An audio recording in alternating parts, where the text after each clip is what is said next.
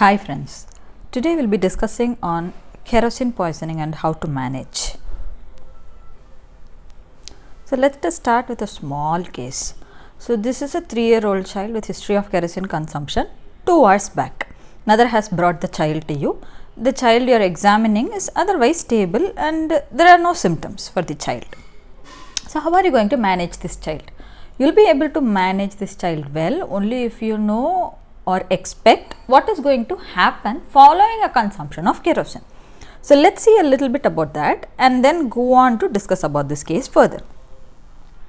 Kerosene poisoning is in fact the most common cause of accidental poisoning in children, especially the toddler age group 1 to 3 years, because they are the most inquisitive of the lot.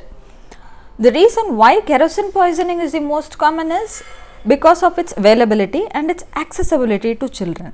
In poor households, kerosene is stored in regular water bottles or medicine bottles which are at a reachable height for children. So, hence the risk of poisoning. Kerosene is a hydrocarbon. So, why is it important that we know it's a hydrocarbon? Because depending upon the type of hydrocarbon, the properties of it may vary. I will not bore you about the chemical structure and all that. Sorry about the mixy sound. Yeah, so that's for our lunch. Hydrocarbons are divided into aliphatic, aromatic and halogenated. Kerosene belongs to this aliphatic group. Alright. The halogenated compounds generally cause systemic toxicity. Why does it cause systemic toxicity? Because it has GI absorption. Okay. Aromatic generally is causing toxicity secondary to inhalation. Okay, as the name suggests, it is aromatic. So, what are the common aromatic hydrocarbons? Toluene, your glue sniffing that you must have heard, right? So, those are all aromatic hydrocarbons. So, this is through inhalation. It causes systemic toxicity through inhalation. Alright. What about aliphatic? Aliphatic hydrocarbons in general have low viscosity, low surface tension and high volatility. What are these different chemical terms? Viscosity is the resistance to flow through an orifice, alright, or in other words, if you try to stir a compound, how difficult or easy is it for you to stir it around? That is viscosity. It is measured in terms of Seebold seconds universal. It measures the same resistance to flow through a particular measured orifice, SSU. Any compound that is less than 60 SSU has high aspiration potential because the viscosity is less.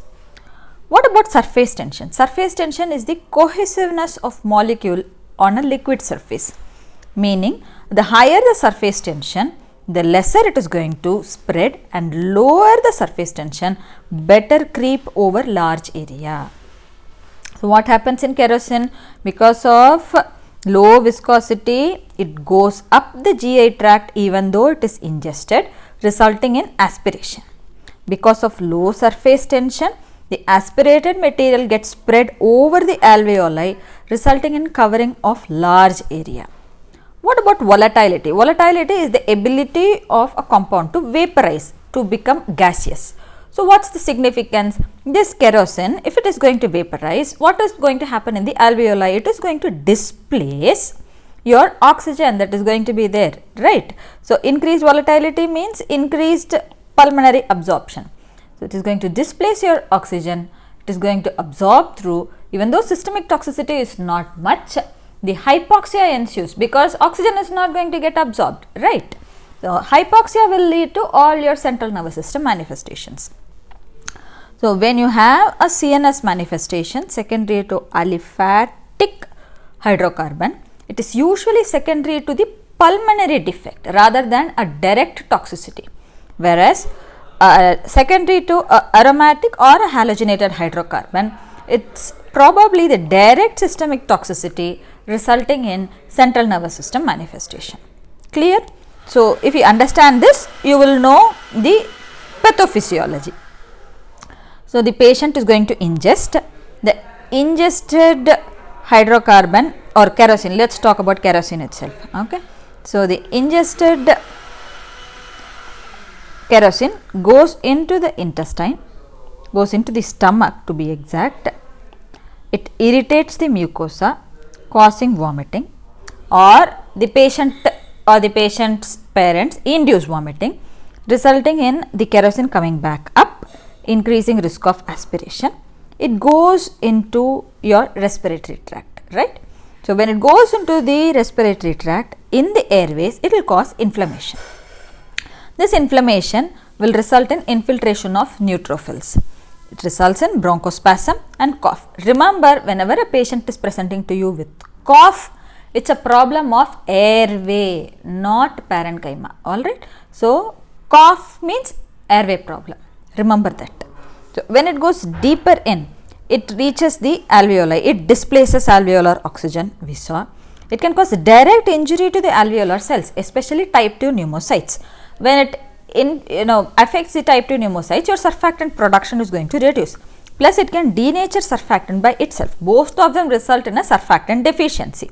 So, what will it result in? Surfactant deficiency will cause atelectasis, collapse, correct? Direct injury can result in hemorrhage, hyperemia and edema. So, all of these together will at the end of the day result in poor oxygen exchange, atelectasis and pneumonitis, alright. So, these are the pulmonary manifestations of your kerosene poisoning. This pneumatocyl formation is not an acute thing, it usually develops 1 to 2 weeks after your kerosene consumption, around 1 week. Secondary to tissue necrosis, that is one theory. The other one is the local bronchioles get obstructed because of the kerosene. So, this causes hyperinflation of the alveoli, rupture resulting in a pneumatocyl. So, these are the pulmonary manifestations. So, keeping all of this in mind, what are the questions you will ask to this child, 3-year-old child who has come to you with history of kerosene consumption? So, you will ask, when was it consumed? Why is it important? Because usually the child becomes symptomatic at around 4 to 6 hours and fatal period is first 24 hours. That is why you ask, when was it consumed? Then, how much was it consumed? Depending upon the age of this child, one swallow might be ranging anywhere from 5 to 15 ml. The reason you are asking this question is 30 ml of kerosene is the fatal dose. How much do you think the child would have drunk? Kerosene is not a very pleasant thing to consume. So, hardly one swallow the child might have taken. Whereas, mineral seal oil that can be there in your, I think paint thinners can be there, furniture polishes especially, yes, rather than paint thinners which has turpentine, your furniture polishes can have mineral seal oil. Mineral seal oil has a more sweeter taste, resulting in larger volume of consumption. But yeah, I am diverging from kerosene poisoning, but still this is something that you should know. So, whenever you see a hydrocarbon poisoning, rest of the hydrocarbons are not that palatable, whereas a mineral seal oil is more palatable, hence increasing the chances of child having consumed a larger quantity. Next, whether the child vomited by himself or herself, or was there an induction of vomiting? Why? There is an increased risk for aspiration. Studies have shown if the child has vomited either spontaneously or induced, results in increased risk of aspiration, increased hospital stay and increased risk of mechanical ventilation. Was any treatment given?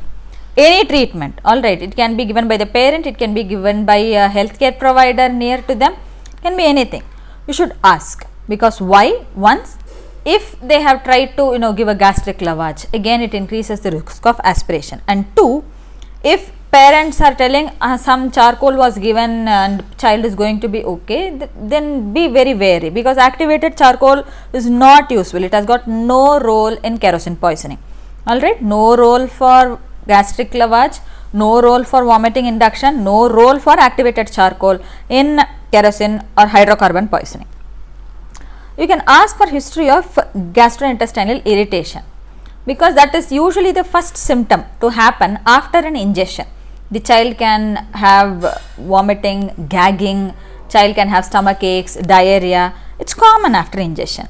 And again, if there is history of vomiting or gagging, the child might have aspirated, and that should be at the back of your mind. Fever. Fever again is very, very common after hydrocarbon ingestion. Please note that. fever can vary anywhere from 100.4 to 104 degree Fahrenheit. Alright. So, it can be 100.4 to 104 degree Fahrenheit. Does not matter the degree of temperature, it is not suggestive of infection. Do not start antibiotics unnecessarily in a child coming to you with kerosene injection. Okay, it is not going to help the patient. Secondary to the inflammatory reaction that is happening. Fever is a marker of the inflammation that is happening rather than an infection. Then you will ask about respiratory symptoms for obvious reasons, because that is where you expect most of the pathology to happen. So, if the child is going to present to you with tachypnea, the child is going to present to you with retractions, or you measure the saturations to be low, then you suspect pneumonitis. CNS symptoms, if it is present, lethargy, if the child is comatose, if the child is convulsing, then you should suspect the respiratory pathology is too far gone, resulting in hypoxia, resulting in your central nervous system manifestations. Palpitations, cardiac dysrhythmias may be there, but again, as I said, it is more common in halogenated and aromatic hydrocarbons than a aliphatic hydrocarbon like kerosene poisoning. Nevertheless, cardiac dysrhythmia is there, though not as common as in your other compounds. So, with this history, you saw that this child is having no tachypnea, no tachycardia, this child's vitals are stable, child is doing fine otherwise, except for this history of consumption. There was no history of vomiting induction, the child has not vomited, child is okay. So, you assess the airway, breathing, circulation, disability and your exposure, similar to any other patient who is going to present to you with this sort of history. Airway, what are you going to assess? If the patient is having a maintainable airway, non-maintainable airway, or if the child's airway protective reflexes are completely absent. If it is going to be absent or unprotected airway, then you will have to endotracheally intubate the child to maintain the airway and prevent aspiration.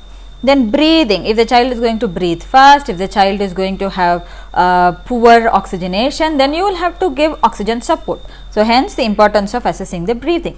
What about circulation? Circulation, you give more importance to the cardiac dysrhythmias. If it is going to be there, then you will manage accordingly. Disability, you will look at the neurological status to see if the child is alert, or if the child is lethargic, or if the child is comatose and seizing, and depending upon that your management will vary.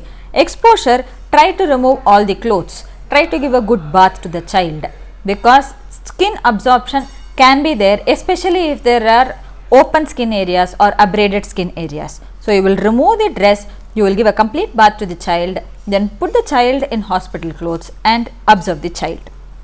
So, in this child we assessed your airway, breathing, circulation, disability, we removed the clothes of the child, we gave him a good bath and we put him in the hospital bed. Child is fine otherwise, nutrition status is good. Why am I talking about this nutrition status is Gupta scoring. Gupta scoring is a scoring done by Dr. Piyush Gupta with 70 children in 1992 coming with kerosene poisoning. And he came up with a scoring system with 4 parameters: fever, severe malnutrition, respiratory distress and neurological symptoms. So, total of 10 score is possible in this. So, if you see fever and severe malnutrition, note that this is severe malnutrition, score of 1. Respiratory distress can have a maximum score of 4 if the child is having cyanosis, and neurologically if the child is having just lethargy or coma it will be 2, but if it is seizures the child will have a score of 4, right. So, altogether maximum of 4 plus 4 plus 1 plus 1 score can be 10, understood. So, what about this child? In this child we did this Gupta scoring.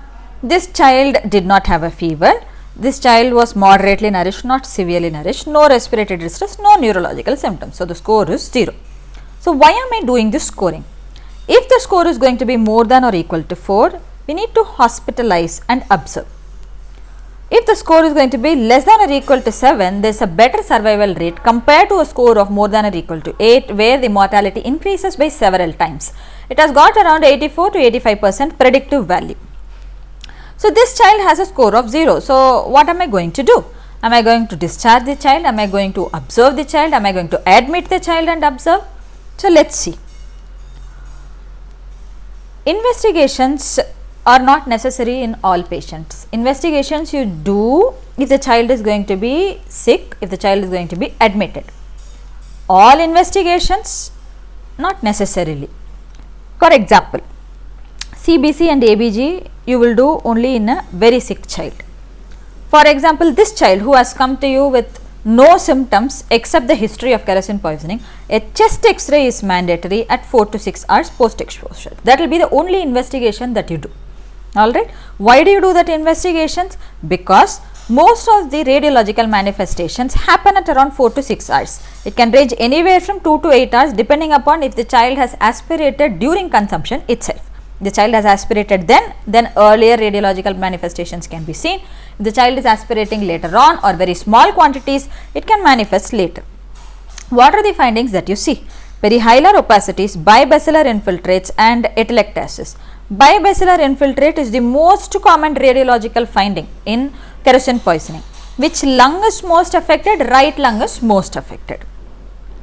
And why do you do this chest x-ray? Because all poisonous consumptions are medico-legal cases. You need to document that this child was fine or not fine at 6 hours of post consumption. So, if you are going to document that, then a child who is not sick in any way, no respiratory symptoms, no cardiac, no central nervous system symptoms, can be discharged home and may be asked to come back for follow up within the next day. If the child is going to develop any symptoms in the first 6 hours or the child is showing radiological manifestations, then this child needs to be admitted. Kulkarni et al. Has done a recent study in Bangalore Medical College where they saw that CBC did not have much of a correlation with disease severity. Hemoglobin did not correlate much, your leukocytosis did not correlate much, but radiological changes if the child has had, then this child is prone to have a prolonged hospital stay and may or may not go on to have complications. So, hence the importance of having a radiological investigation. So, if this child is developing symptoms, then in all symptomatic patients, be it radiological or clinical, you will do at least a minimum CBC and a arterial blood gas.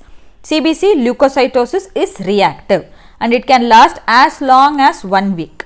If the WBC count is going to suddenly go up after 48 hours, then you may think about super-adult bacterial infection provided clinical manifestations are also there.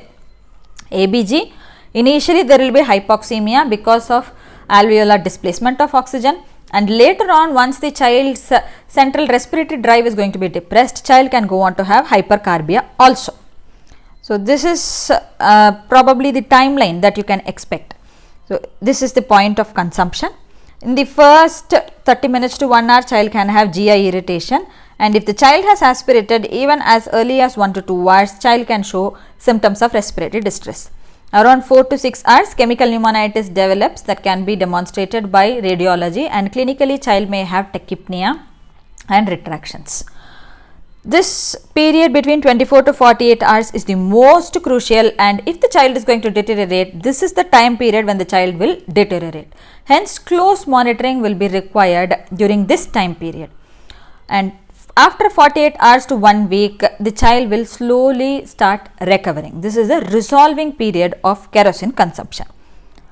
So, this is the natural history or unnatural history following a kerosene consumption, I can say.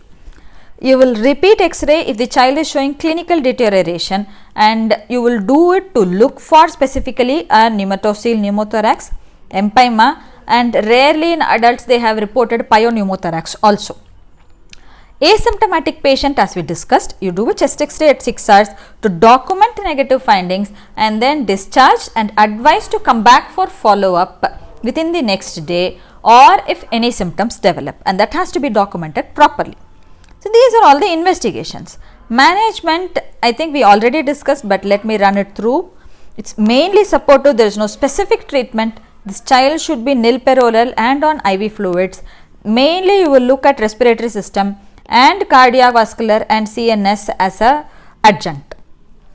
Respiratory system, the child is going to have airway problems in the form of bronchospasm. You will give oxygen and bronchodilator, especially beta agonists. Do not give epinephrine for a child who is wheezing secondary to kerosene poisoning. Why? Because epinephrine can precipitate dysrhythmias. Epinephrine can precipitate arrhythmias. If the child is going to be unresponsive, severe bronchospasm, child is unable to take a breath at all, child is deteriorating, hypoxemic, acidotic, or if the child is not having airway protective reflexes, then intubate the child. Intubation and ventilation should have a target SpO2 of around 93 to 95%. The other therapeutic options that have been explored for kerosene poisoning are surfactant administration. Surfactant administration is given under the assumption that natural surfactant is denatured already and type 2 pneumocytes need time to recover to produce new surfactant. In the meantime, you can give artificial or surfactant from above. The surfactant that is preferred is calfactant because this does not get denatured secondary to kerosene, whereas others do. High frequency ventilation can be tried, and ECMO shows chemical pneumonitis recovers better compared to pneumonitis due to other causes. So yes, if the child fits the criteria for extracorporeal membrane oxygenation, you can go ahead and initiate the child on ECMO. The recovery is good, 68% versus 50% compared to other causes. There is no role for steroids. Please note that. Even though it's a chemical pneumonitis, there is no role for steroids. Steroids does not improve outcomes secondary to kerosene poisoning. And antibiotics, do not initiate universal antibiotics for every child with kerosene poisoning. You will do it only if there is a recurrence of fever after 48 hours, increasing infiltrate on chest x-ray that is not consistent with kerosene poisoning, if there is a increase in leukocytosis after 48 hours, or if the tracheal aspirate, sputum may or may not be contaminated, but tracheal aspirate if it is going to be positive for bacteria, then you might consider initiating appropriate antibiotics. So this is in short about respiratory management. Cardiovascular management, as we discussed, arrhythmia, even though it is less likely, if it is going to occur, depending upon if the patient is going to be stable, unstable or arrested, you will manage. Arrest means you will go according to your PALS algorithm. If the child is going to be unstable on arrhythmia, then synchronized cardioversion should be done. Stable, then pharmacological management depending upon the type of arrhythmia can be initiated. CNS, coma will usually resolve once hypoxemia resolves. That will be between 24 to 48 hours. Seizure, if the child is going to have seizure, it is usually secondary to hypoxia, and you will treat initially with benzodiazepine, then go on to start levetiracetam or phenobarbital, not phenytoin. Why? Because phenytoin again has arrhythmogenic potential. So do not increase the risk of patient having an arrhythmia. So that's about the RS, CVS and CNS management of kerosene poisoning. What complications do you expect? Pneumatocoel. If the pneumatocoel breaks, pneumothorax. If it gets infected, then it's empyema. That's it. That's all about kerosene poisoning. So this child, we just took an X-ray. The X-ray did not show any features and the child was discharged home and advised to follow up at 24 hours or earlier if symptoms occurred. So these are my references. You can go ahead for further reading in kerosene poisoning. That's it for today. Thank you guys for listening to me patiently. Hope this was helpful to you, and all the best for your exams. Bye bye.